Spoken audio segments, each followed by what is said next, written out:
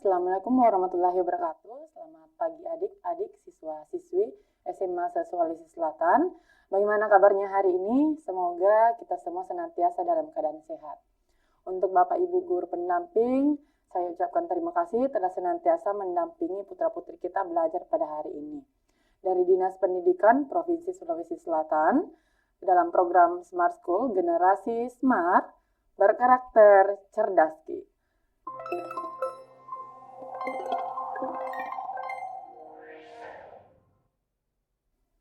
Baik adik-adik, kembali lagi bersama saya, Kanisma, yang akan membahas tentang TKA, Tes Kemampuan Akademik Bahasa Indonesia Wajib.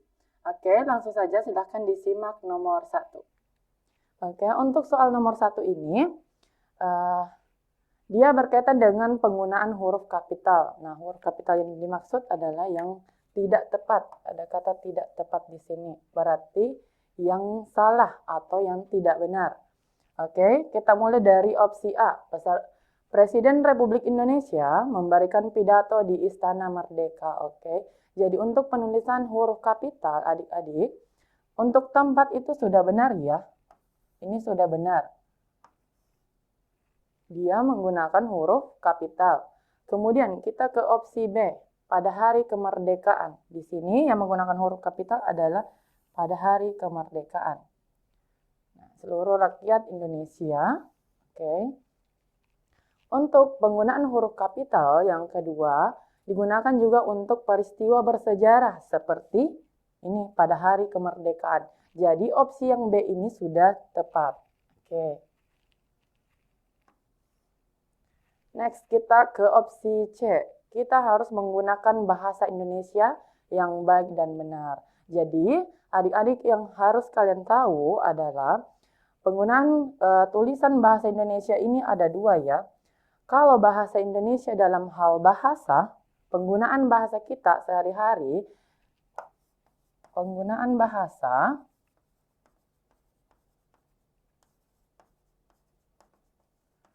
berarti dia huruf B-nya tidak perlu kapital, seperti ini.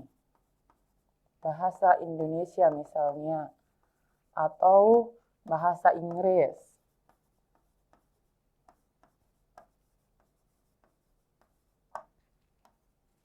Jadi kalau dia dalam hal penggunaan bahasa, dia tidak perlu huruf kapital yang B-nya, hanya pada ini bahasa Indonesia, I Indonesia, dan pada huruf I pada bahasa Inggris.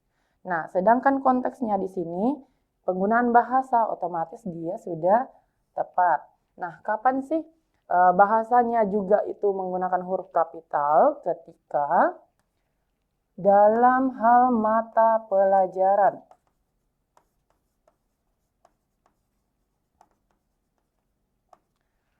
Kalau penggunaan tulisan bahasa Indonesia dalam mata pelajaran itu harus kapital huruf B-nya seperti ini. Bahasa Indonesia misalnya. Misalnya, hari ini saya akan belajar mengenai mata pelajaran bahasa Inggris. Jadi, B-nya juga harus kapital. Bahasa Inggris. Ya. Jadi ada dua ya untuk tulisan bahasa Indonesia, ada B-nya yang harus kapital juga, ada juga yang tidak. Yang tidak itu konteksnya pada penggunaan bahasa kita sehari-hari. Nah, kalau dia kapital digunakan pada konteks mata pelajaran. Begitupun dengan mata pelajaran lainnya, dia menggunakan huruf kapital di awal hurufnya. Oke, kita next ke opsi D. Jalan Sudirman adalah satu di antara jalan utama di Jakarta. Oke, di sini ada Jalan Sudirman yang dikapitalkan dan di Jakarta. Jadi kalau dia nama tempat atau lokasi, dia juga menggunakan huruf kapital. Berarti opsi D ini sudah tepat adik-adik. Oke, kita ke opsi E. Nah, sisa ini ya. Coba opsi E, kami mengunjungi Museum Nasional. Oke. Museum Nasional. Nah, Museum Nasional pada akhir pekan lalu. Coba dibedakan pada opsi A. Nah, Presiden Republik Indonesia, di sini ada nama dirinya ya. Presiden Republik Indonesia ada nama dirinya di Republik Indonesia. Sedangkan yang opsi E ini tidak ada nama dirinya, hanya Museum Nasional. Ketika dia diberikan nama diri atau lokasi misalnya, maka dia akan dikapitalkan. Tetapi kalau tidak ada nama diri, maka tidak perlu kapital. Jadi penulisan ini mestinya seperti ini. Museum Nasional. Nah, ini yang tepat. Berarti opsi yang tidak tepat untuk nomor 1 ini adalah E. Oke, yang salah adalah ini. Harusnya seperti ini. Oke. Ini ya untuk nomor 1. Nah, kita next ke nomor 2. Oke, ini nomor 2.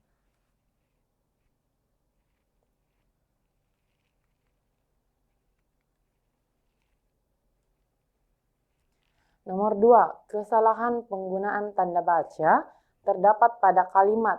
Oke, kita ke opsi A dulu. Nah, tanda baca yang digunakan adalah tanda tanya. Nah, tanda tanya tadi digunakan untuk pertanyaan-pertanyaan kalau dalam bahasa Inggris itu dikenal sebagai 5W tambah 1H. Oke, tapi kalau di dalam bahasa Indonesia, adik-adik ada adik Simba. Ya, ini singkatannya saja seperti pertanyaan apa, ini di mana, ini kapan, siapa, mengapa, dan bagaimana. Nah, berarti untuk pertanyaan ini apakah dia sudah betul menggunakan tanda tanya. Oke. Kemudian kita next ke opsi B. Kita harus membeli sayur, buah, dan daging. Oke, di sini ada penggunaan tanda baca koma. Coba kita ke opsi C. Ibu berkata, jadi ini sudah betul ya. Tanda koma digunakan untuk memisahkan petikan langsung. Ini ada petikan langsungnya. Ya, yang ditandai dengan tanda petik. Oke, atau tanda kutip. Jadi, penggunaan tanda koma yang opsi C ini sudah tepat untuk memisahkan tanda petik atau kalimat langsung.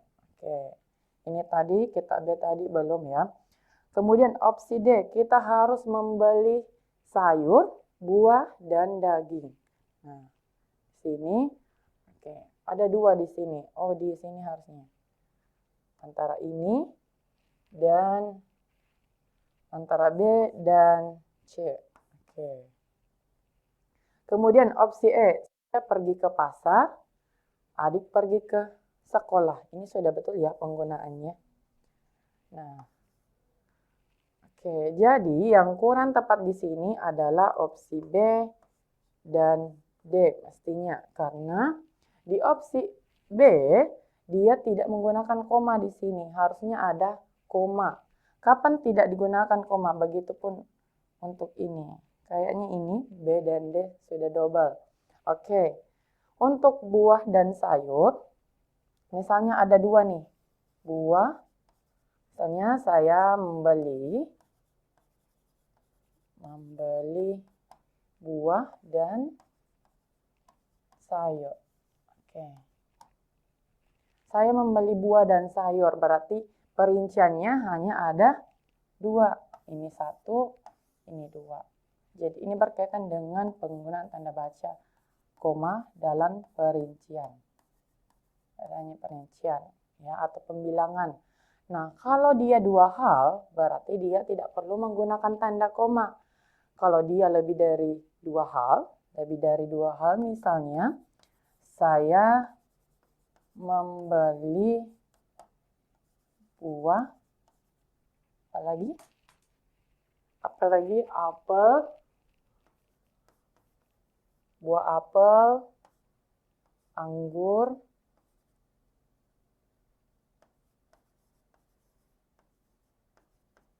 dan misalnya jeruk boleh.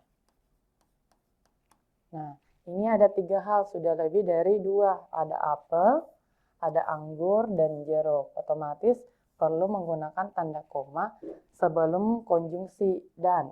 Oke, jadi ini tadi harusnya ada koma ya di sini dan di sini. Ini. Ya. Jadi ini B dan D. Oke, kita next ke nomor 3. Oke, kalimat berikut yang merupakan kalimat efektif. Oke, jadi pertanyaannya ini berkaitan dengan kalimat efektif. Perpustakaan adalah tempat yang menyediakan koleksi bahan pustaka, baik cetak maupun non-cetak. Ini sudah bagus ya kalimatnya. Tapi coba kita teks di opsi lain. Ini sudah aman sedikit. Coba kita ke B. Saya amat ingin sekali untuk pergi ke perpustakaan untuk membaca buku yang sangat menarik dan bagus. Saya amat ingin sekali. Nah, ini sudah tidak baku ya. Dan ada kata untuk. Untuk di sini sudah double. Sudah tidak efektif kalimatnya. Nah, kita ke opsi C. Karena saya suka membaca buku, maka saya ingin ke perpustakaan. Oke. Karena saya suka membaca buku. Oke, sudah betul ya ada tanda koma. Tapi di sini tidak perlu menggunakan maka. Karena sudah double.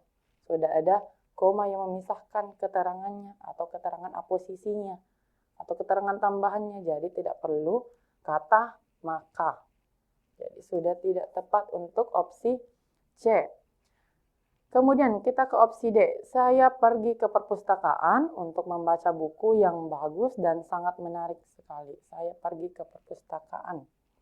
Ini sudah di awal ya, harusnya dia di terakhir seperti ini. Ini kurang tepat. Opsi E, pergi ke perpustakaan adalah. Oke, di sini sudah tidak efektif kalimatnya ya. Dari awal memang sudah tidak efektif.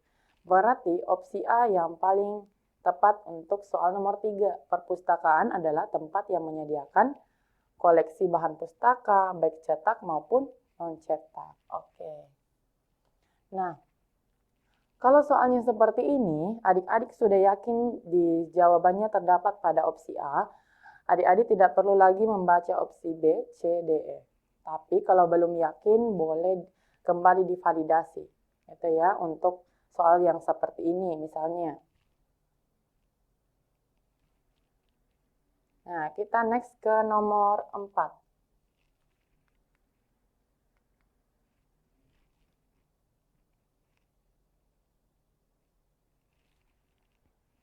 Penggunaan kata yang salah terdapat pada kalimat. Oke. Ini berkaitan dengan penggunaan kata. Coba kita dari E dulu, bagusnya ya. Tadi dari A, kita ke E lagi. Saya sangat mengharapkan bantuan dari teman-teman. Oke, kalimatnya sudah bagus ya teman-teman. Oke. Kita next ke opsi D. Dia mencontohkan cara membuat kerajinan tangan. Oke. Kalimatnya juga sudah tepat. Penggunaan katanya aman ya. Dia mencontohkan cara membuat kerajinan tangan. Oke. Aman ya untuk opsi D. Coba kita ke opsi C. Mereka sedang mempersiapkan acara seminar nasional. Ini sangat bagus ya kalimatnya. Sama tadi di opsi-opsi sebelumnya. Coba kita ke opsi B. Guru mengajarkan pelajaran matematika dengan sabar. Boleh ya. Ini sudah tepat seperti tadi di soal sebelumnya. Kalau dalam hal mata pelajaran maka menggunakan huruf kapital tadi ini. Sudah tepat ya huruf kapital M-nya. Nah ini juga sudah bagus penggunaan katanya. Berarti opsi A yang kurang tepat atau salah ya di sini. Warga berlari-larian. Nah, ini tadi ada kata berlari-larian. Berlari.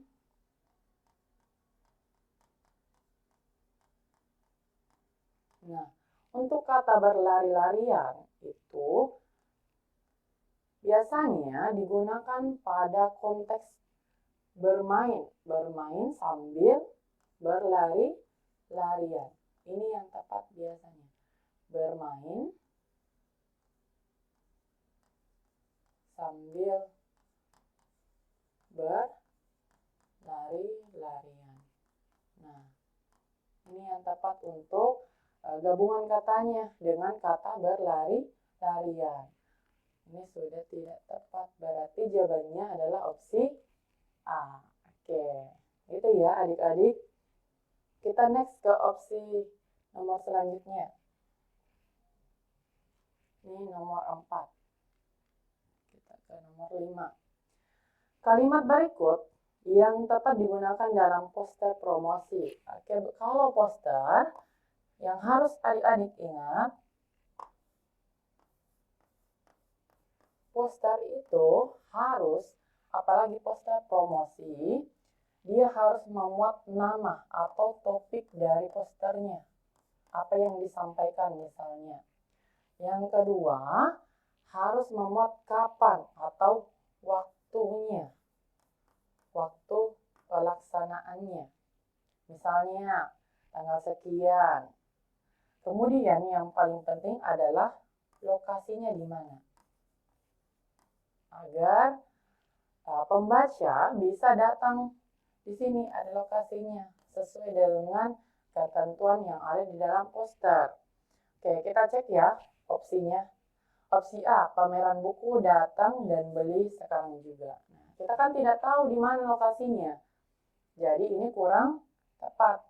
Lokasi dan waktunya tidak ada. Jadi kita hanya tahu ada pameran, tapi kita tidak tahu nih di mana lokasinya dan kapan misalnya.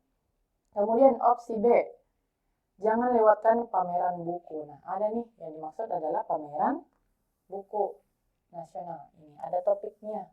Topiknya tadi pameran buku misalnya.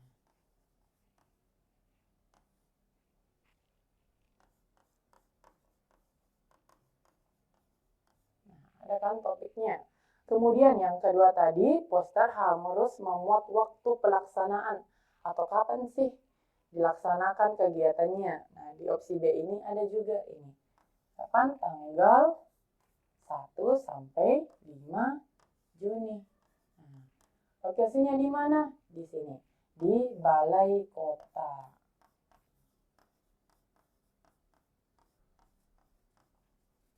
Nah, berarti opsi B sudah tepat. Ya. Jadi adik-adik tidak perlu lagi membaca opsi selanjutnya karena kita sudah menemukan jawabannya di opsi B. Kita next ya untuk nomor 6.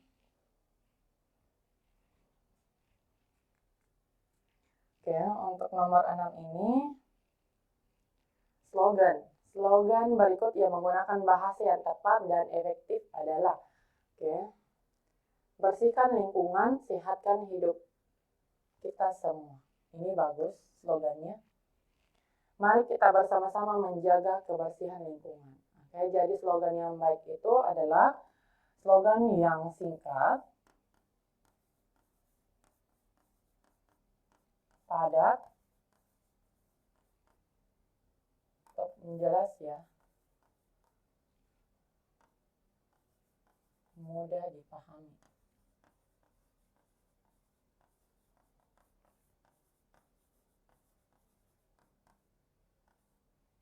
Ini slogan. Singkat, padat, jelas, dan mudah dipahami. Oke. Mari kita bersama-sama menjaga kebersihan lingkungan. Oke, ini terlalu panjang sih ya. Kalau opsi C, kebersihan adalah sebagian dari iman. Yuk jaga lingkungan. Oke. Jaga lingkungan agar kita bisa, ini sudah kurang tepat ya, yang opsi D. Selalu menjaga kebersihan lingkungan untuk hidup yang sehat. Kalau dibaca dari opsi A sampai opsi E, hampir sama kalimatnya. Namun, kalau untuk slogan, dia tadi apa? Harus singkat, jelas, dan mudah dipahami. Oke, konteksnya itu ya, pentingnya. Nah, berkaitan dengan slogan ini, 3 hal yang memuat ini, berarti yang paling cocok adalah opsi A, adik-adik. Bersihkan lingkungan, sehatkan hidup kita semua. Singkat dan mudah dipahami. Itu singkat dan mudah dipahami. Berarti jawabannya adalah opsi A. Oke. Next, kita ke nomor 7.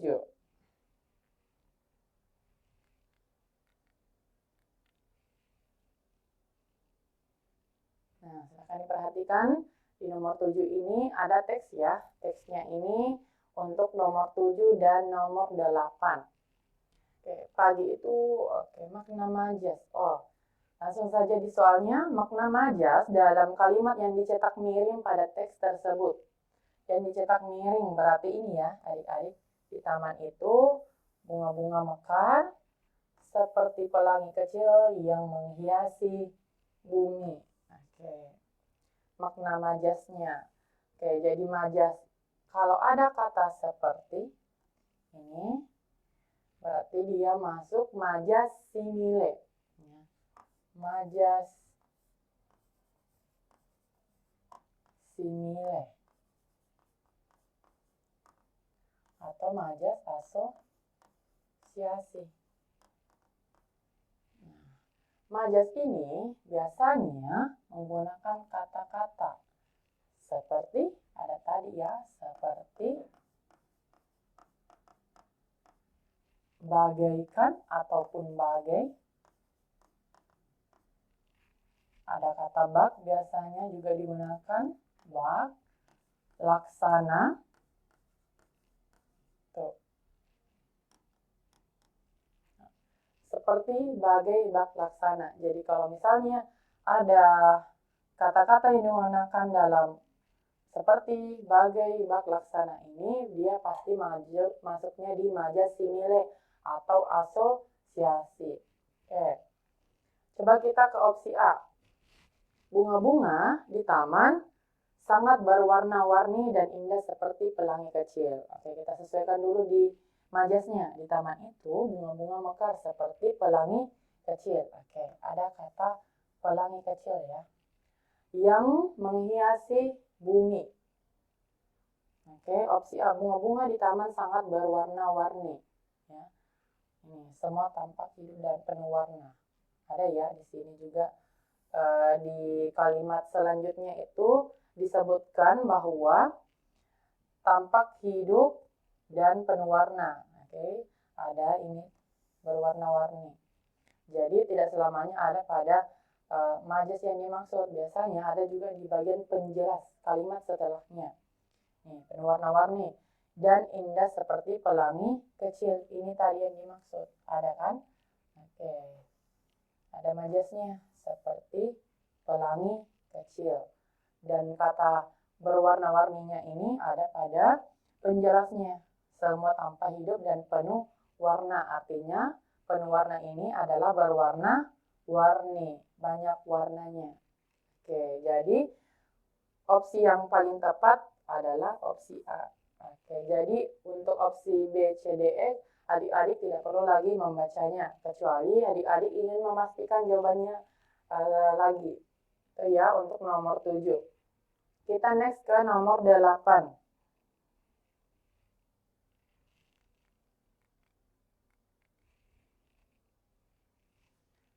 Nah, untuk nomor 8 ini, nilai yang paling menonjol terkandung dalam keseluruhan teks tersebut. Berarti tadi ya, yang teksnya, ini teksnya. Coba kita kembali. Tampak hidup. Oke. Sejuk dan segar, matahari mulai menampakkan sinarnya. Burung-burung bernyanyi merdu di dahan pohon, angin berbisik lembut seolah mengirim salam kepada setiap makhluk. Oke. Kalau dilihat dari teksnya, nilai-nilai yang paling menonjol tentunya bukan keberanian ya, sudah tidak tepat. Kejujuran dalam pergaulan. Tidak ada ya disebutkan tentang kejujuran dan pergaulan di dalam teks. Kita ke opsi C, nilai persahabatan dan kekeluargaan. Apalagi ini ya, tidak ada yang disebutkan. Nilai kerja keras dan disiplin. Juga tidak ada ya adik-adik. Untuk opsi C ini, dia juga tidak ada. Berarti yang paling tepat nilainya yang menonjol dalam teks tadi adalah opsi E, nilai keindahan. Ada ya disebutkan, dan kedamaian alam. Karena ini berkaitan tadi tentang lingkungan. Ini tadi teksnya. Air itu udara sejuk juga. Ini udara, ada angin, ada bunga-bunga mekar. Nah, tapi yang paling tepat adalah opsi E, berkaitan dengan nilai keindahan dan kedamaian alam. Oke. Itu ya jawabannya untuk nomor 8. Oke, kita next ke nomor 9.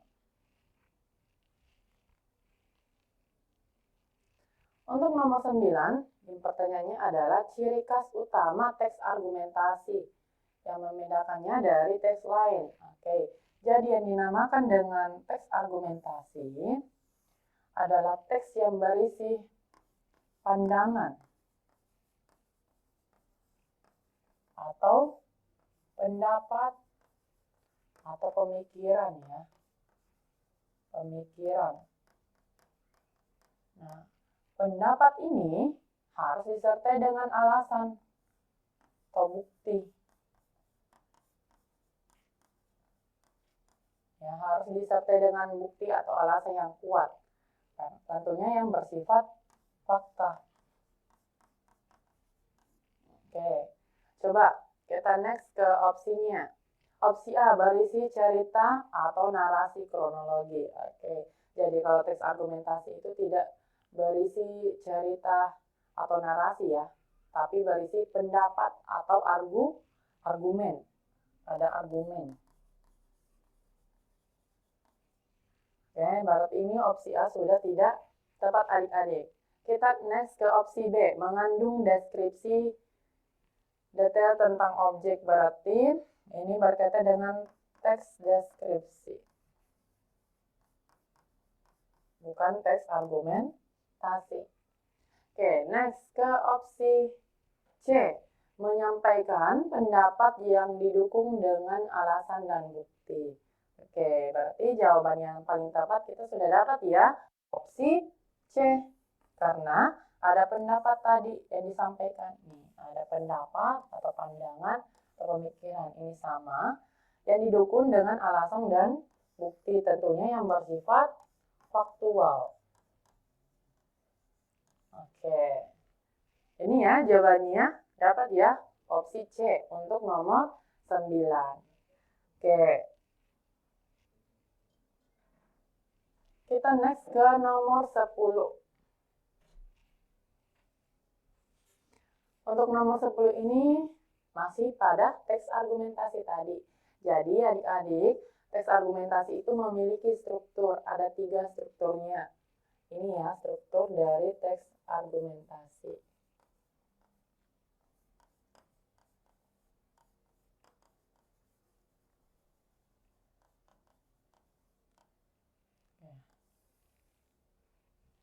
Yang pertama, struktur teks argumentasi ada pendahuluan. Pendahuluan di sini berisi gambaran awal ya, pengenalan mengenai topiknya, apa yang akan dibahas. Kemudian yang kedua, ada namanya tubuh argumen. Ada tubuh argumen, di sini sudah ada pendapat seseorang atau argumen seseorang yang disertai dengan ini ada pendapat disertai atau didukung oleh fakta, didukung bukti lah, didukung oleh bukti. Oke, terus yang ketiga strukturnya adalah simpulan atau bagian akhir ya, kesimpulan atau rangkuman dari argumen-argumen yang ada, bagian akhir. Nah, oke, coba kita ke opsi A, penegasan ulang. Biasanya penegasan ulang ini ada di bagian simpulan ya, biasanya ada di sini.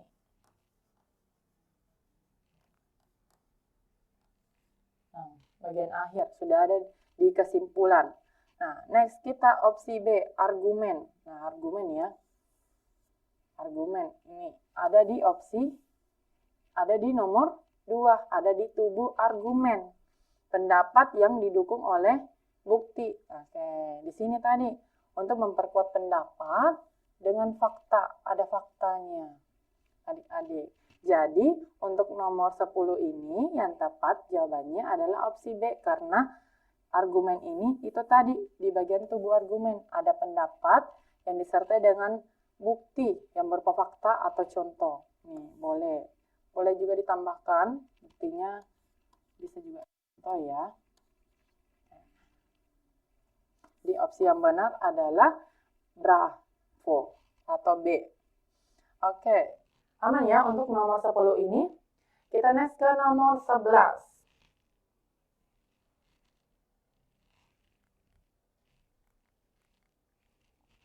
Oke, nomor 11. Untuk nomor 11, ini ada teksnya ya. Ada teks sampai di nomor 14. Oke, kita next ke soalnya. Kalimat yang tidak efektif dalam teks tersebut terdapat pada, ya, yang tidak efektif. Oke, ini ada kalimat 5, 4, 5, 6, 7, 8 ya. Oke, ingat ya, ada 4, 5, 6, 7, dan 8. Kita kembali ke teksnya. Ini teksnya. Tadi 4, 5, dan 6, 7, 8. Oke, kita dari 4 dulu. Hukum aksi reaksi adalah hukum Newton 3 yang menyatakan bahwa setiap aksi menimbulkan reaksi dengan besaran yang sama tetapi berlawanan arah. Oke. Ini sudah efektif ya kalimatnya. Oke, coba kita ke opsi di kalimat 5, di opsi A ya, kayaknya tadi untuk nomor 5 ini. Iya, di opsi A.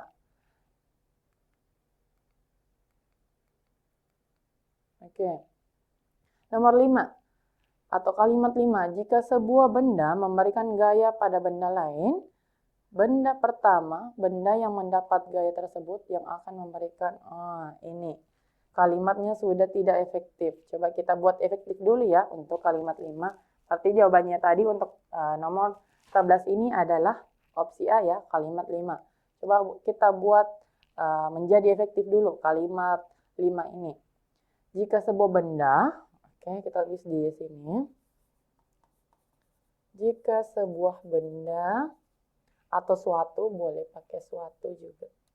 Jika suatu benda memberi gaya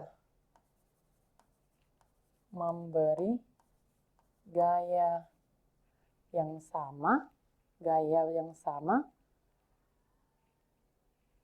benda yang mendapatkan gaya yang akan memberikan gaya yang, oke, jika suatu benda memberi gaya pada benda lain,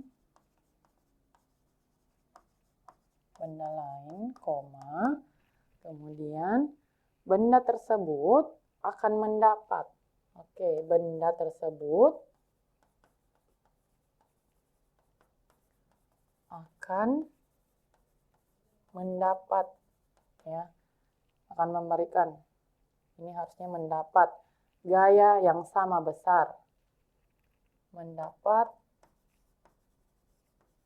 gaya yang sama besar,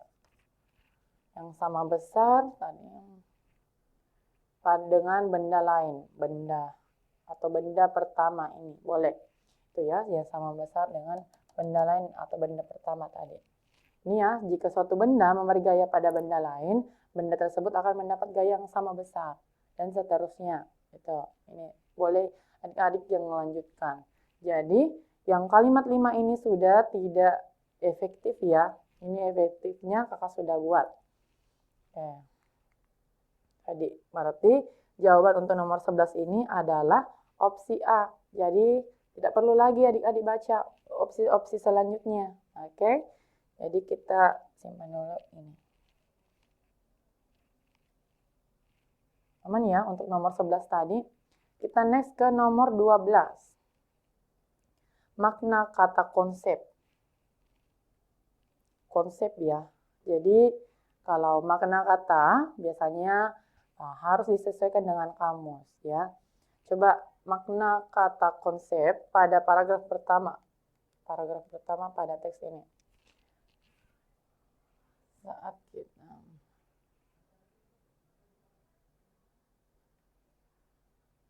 mana ya konsep? Oke. Dan hal ini bukan konsep. Oh, ada pada kalimat 3 di sini. Hal ini bukan hanya konsep dari pelajaran fisika di sekolah, melainkan juga sebuah prinsip alam semesta yang mendasari hampir semua interaksi gaya yang terjadi di sekitar kita. Oke.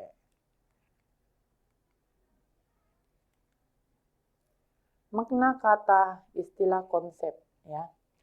Berkaitan dengan konsep pasti dia konsep itu adalah atau sama dengan ide ya. Ide atau gagasan.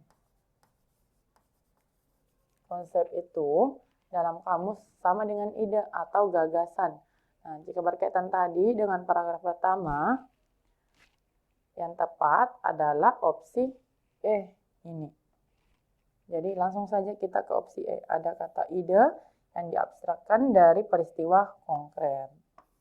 Jadi jawabannya adalah opsi E untuk nomor 12 ini. Oke, aman ya adik-adik untuk nomor 12. Nah, kita coba next ke soal selanjutnya. Nah, ini masih ada tadi di teksnya. Hal yang akan terjadi apabila sebuah benda memberikan gaya pada benda lain adalah, sudah kita tadi tulis ya. Coba kita ke opsi A. Benda yang mendapat gaya tersebut akan memberikan gaya yang sama besarnya di tengah gaya yang diterima dari benda berlama akan arah yang berlawanan. Oke. Benda yang mendapat gaya tersebut akan memberikan gaya yang sama dan Oke. Antara A dan B ya. Oh, C coba, delta coba. Benda yang mendapat gaya tersebut akan memberikan gaya yang sama besarnya, sama dengan gaya yang diterima dari benda pertama. Oke, kita coba kembali ke teksnya. Di kalimat 5. Di kalimat 5 ya. Kita dari kalimat 5 ke kalimat 9. Jika sebuah benda memberikan gaya pada benda lain, ya, ini benda yang mendapat gaya tersebut akan memberikan gaya yang sama besar. Ada ini tadi bendanya sama besar. Gayanya sama, memberikan gaya yang sama besar, gaya yang diterima dari benda pertama. Nih. Namun arah yang dihasilkan akan berlawanan. Oke. Di kalimat 6 dijelaskan bahwa namun arah yang dihasilkan akan berlawanan. Oke. Ingat ya. Gayanya sama dan arahnya akan berlawanan. Coba kita next ke pertanyaannya kembali.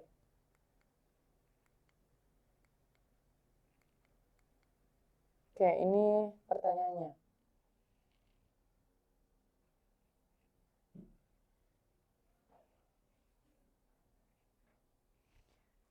Opsi A, benda yang mendapat gaya tersebut akan memberikan gaya yang sama besar. Oke, ada tadi ya, gayanya sama besar. Ini gayanya sama besar, sama dengan gaya yang diterima dari benda pertama dengan arah yang berlawanan. Ada nih. Benda pertama dengan arah yang berlawanan sesuai dengan kalimat 5 sampai kalimat 6. Ini ada di kalimat 5 dan di kalimat 6. Coba kita kembali. Nah.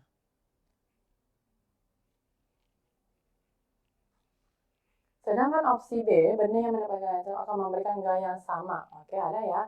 Dan searah gaya yang Oke, ini searah. Harusnya berlawanan. Opsi D, benda yang mendapat gaya tersebut akan memberikan gaya yang sama besar dengan gaya yang diterima dari benda pertama.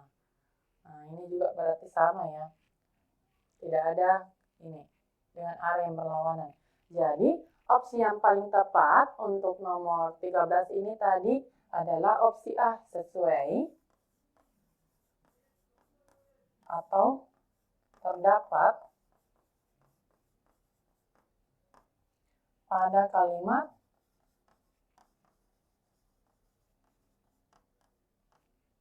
5 dan 6. Ya. Ada ya tadi di teksnya adik-adik. Jadi jawaban yang tepat untuk nomor 13 ini adalah opsi A. Oke, kita next ke nomor selanjutnya. Nomor 14. Oke, untuk nomor 14 ini berkaitan dengan maksud dari pernyataan gaya. Masih yang sama di teksnya. Maksud dari pernyataan gaya aksi reaksi ini kemudian bekerja saling berlawanan dan berproses pada benda yang berbeda-beda dalam paragraf kedua adalah. Oke. Ini ada di paragraf kedua tadi. Kira-kira di paragraf kedua tadi dia menjelaskan ataukah dia memaparkan? Coba kita cek di paragraf kedua. Ini hukum aksi, ini yang dimaksud tadi hukum ini ya. Hukum Newton 3. Coba kita next ke soalnya.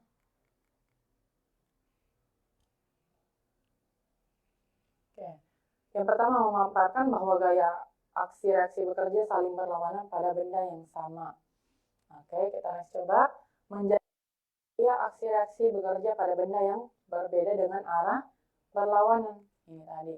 Ada ya di nomor 13 tadi.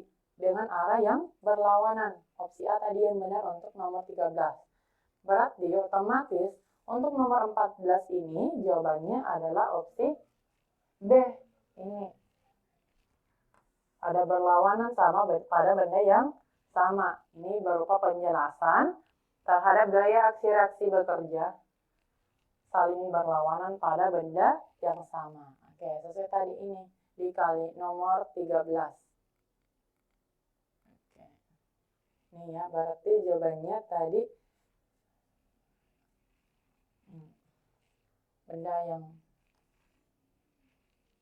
menjelaskan apakah dia benda yang sama atau benda yang berbeda. Tadi adalah benda yang berbeda ya, bukan yang sama. Oke, jawabannya adalah opsi B adik-adik. Itu ya, berarti dia menjelaskan.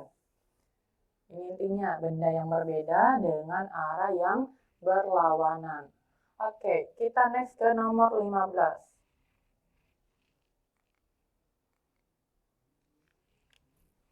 Oke, untuk nomor 15 ini, keteladanan tokoh berdasarkan kutipan. Ini tadi kutipannya. Tentang Haja Rangkayo Rasunase. Ya, ini tokohnya Haja Rangkayo Rasunase. Seorang pejuang kemerdekaan Indonesia dan juga pahlawan nasional Indonesia seperti R.A. Kartini. Coba teksnya, keteladanan tokoh berdasarkan kutipan tersebut adalah. Oke, kita baca dulu teksnya.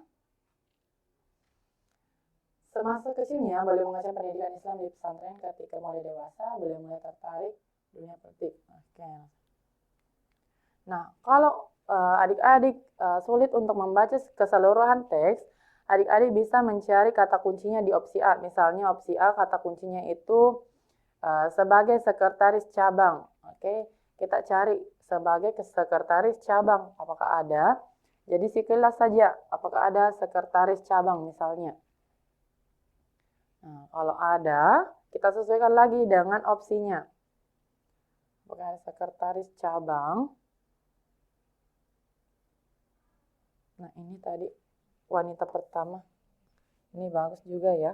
Adalah wanita pertama yang mendapat hukuman spek, yaitu hukuman bagi orang-orang yang menentang Belanda. Ini dia ada ya di sini juga.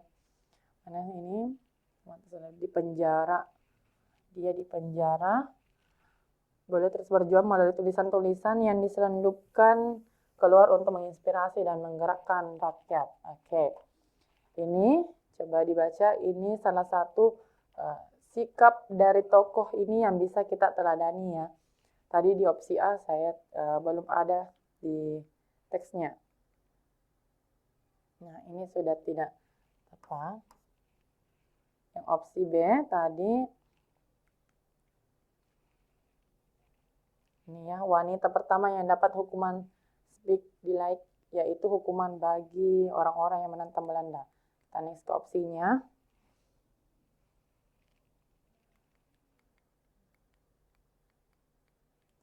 ketedalan tokoh. Opsi A, ini tadi sudah salah. Kita ke opsi B. Semasa kecil, Rasunashet mengenyam pendidikan Islam di pesantren ini tidak bisa menjadi keteladanan ya, yang bisa kita teladani. Next ke C.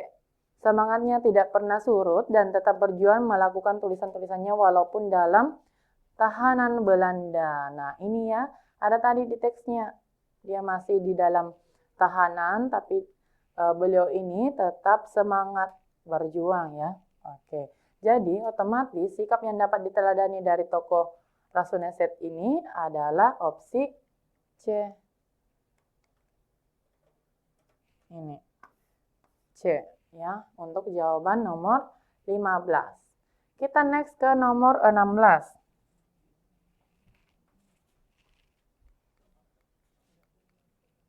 Nomor 16, keistimewaan tokoh Haja Rangkayo Rasunashet berdasarkan teks. Oke. Kalau keistimewaan sebagai pendiri, tidak ya ini. Ini sudah tidak tepat untuk nomor 16.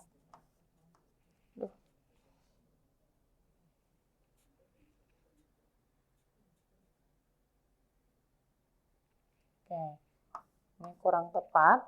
Kita next ke opsi B sebagai tokoh yang mengembangkan ekonomi rakyat. Tidak ada tadi ya yang disebutkan dalam teks. Opsi C sebagai pahlawan yang berasal dari daerah Jawa Tengah. Coba kita baca.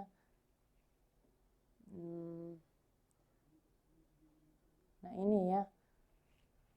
Ini.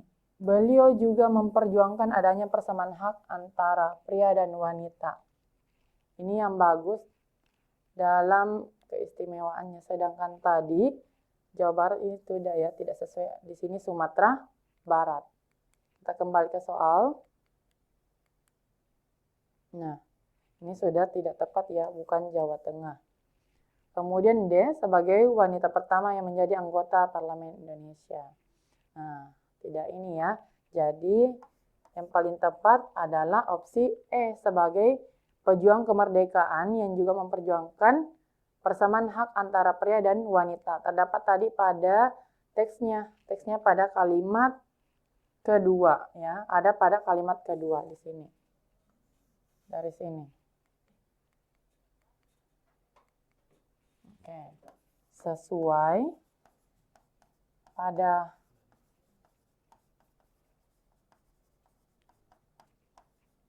kalimat 2 adik-adik untuk soal nomor 16 ini. Oke. Oke, yang ke-17, kalimat utama. Ya, kalimat utama itu biasanya di awal ya tentunya, di awal paragraf, biasanya disebut dengan deduktif. Paragraf pertama pasti di awal ya, coba kita cek dulu. Oke, biasa di awal atau di akhir. Oke, untuk ini yang terakhir ya soalnya. Untuk nomor 1, kalimat 1, banjir merupakan satu di antara fenomena yang kerap melanda Indonesia.